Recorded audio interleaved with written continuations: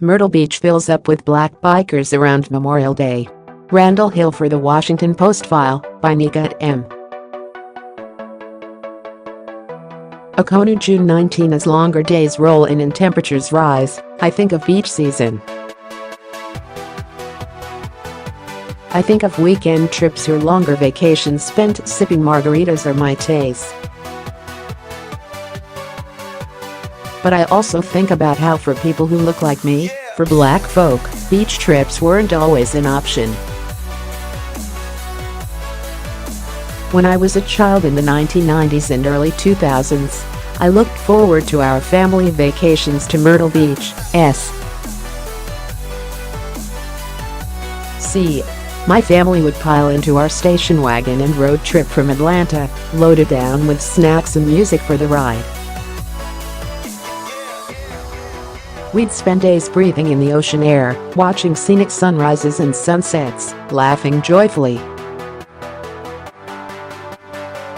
Atlantic Beach, dubbed Black Pearl, emerged in the 1930s as a haven for local black residents and vacationers from out of town gathering at the Grand Strand stretch of Myrtle Beach.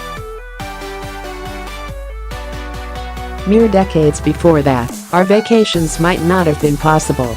Myrtle Beach is just one of many beach towns, not only in the South, that were segregated under Jim Crow laws and the unrelenting racism they enshrined. And these days, it doesn't always feel like that era is completely behind us.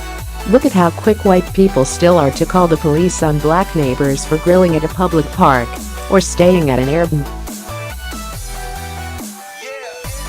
In Myrtle Beach, the town fills up with black bikers from around the country for an annual event around Memorial Day.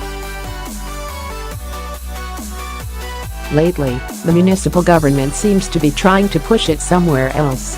There's no cost to white people who call 911 about black people. There should be. But beaches that draw lots of black folk only emerged because we weren't allowed to go to so many other spots to begin with. A stone's throw away from where the casino resorts now sit in Biloxi, Miss. Gulf Coast beaches were designated for whites only. Beginning on May 14, 1959, and continuing for months, black swimmers took to the waters in a strategic act of protest. They called them wagons, and they were attempting to desegregate beaches their tax dollars paid to preserve. Miami Beach was segregated until the 1960s too. In those early years, black people were allowed within the area only if they were employees of the hotels that lined the beach or servants for affluent whites in their beachfront homes. Things took a sordid turn in 1932 when Miami Beach's leaders signed into law Ordinance 457. The Associated Press reported a few years later that the ordinance required that more than 5,000 black workers be fingerprinted, photographed and required to carry identification at all times. Segregation even took hold at beaches in California, Bruce's Beach in Los Angeles, Inkwell in Santa Monica, Pacific Beach Club in San Diego. Bruce's was black-owned and frequented chiefly by black people, as it was the only beach they were allowed to go to in the area.